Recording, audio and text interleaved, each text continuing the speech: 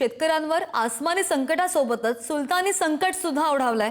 कारण की बँकेच्या नोटिसा यायला लागल्यात आणि त्यामुळे शेतकरी हवालदिल झाल्याचं पाहायला मिळतंय। बँकांनी नोटिसांसाठी 2000 रुपयांचा दंड लावलाय आणि त्यामुळे शेतकऱ्यांचा एकच आक्रोश पाहायला मिळालेला आहे धाराशिवमध्ये। अगोदरच नुकसानग्रस्त हे शेतकरी आहेत। अतिवृष्टीमुळे पिकांचं नुकसान झालंय आणि त्यामध्ये बँकांनी दंड लावलेला आहे 2000 रुपयांचा आणि त्यामुळे शेतकऱ्यांचा आक्रोश पाहायला मिळतोय।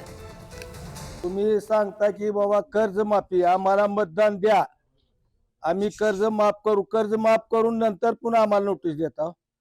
माझी जमीन नदीच्या कडला आहे, सगळे येऊन प्रत्यक्षात येऊन पाहणी करावी। जमीन माझी धुवून गेलेली आहे आणि आता कशा अवस्थेत पैसे भरायचे मी? तर ते पाणी निघावं कवा मी करावं कवा ती काढणी।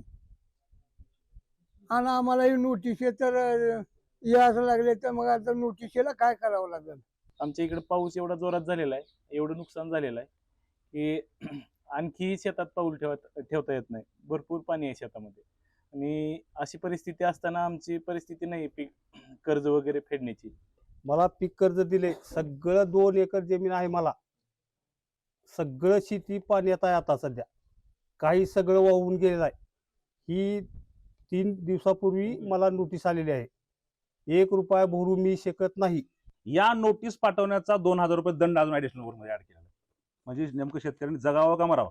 आणि इथले लोक म्हणजे इथले काय जे आमदार वगैरे आहेत ते खोटी माहिती सांगून काय सांगायला की नोटीस जुनी येते म्हणून, असं नाही। त्या सर्व नोटीस नवीन आहेत। म्हणजे काय बळीराजावरती दिवाळीला काय अन्याय करायचा आहे का, ह्याला काय आत्महत्या करायला भाग पडायचं का, काय करायचं हे कळलं गेलं आम्हाला। मी तर असं म्हणतो की खरं तर या शासनावरती 302चा गुन्हा दाखल करायला पाहिजे। आता पत्रकार तुमचीच मी आता बघत होतो शेतकऱ्याची आत्महत्या झालेली आहे। म्हणजे एवढी भयान बिशकता आहे सर की आम्हाला म्हणजे कळणारच गेले काय काय नेमकं करायचं काय, की आम्ही या देशाचा भाग आहो का, आम्ही पाकिस्तानचे आहो का, आम्ही कुठले आहो नेमकं, म्हणजे कुठला बदला आमच्यावर शासन घ्यायला लागलंय हे आम्हाला कळायला मार्ग नाही।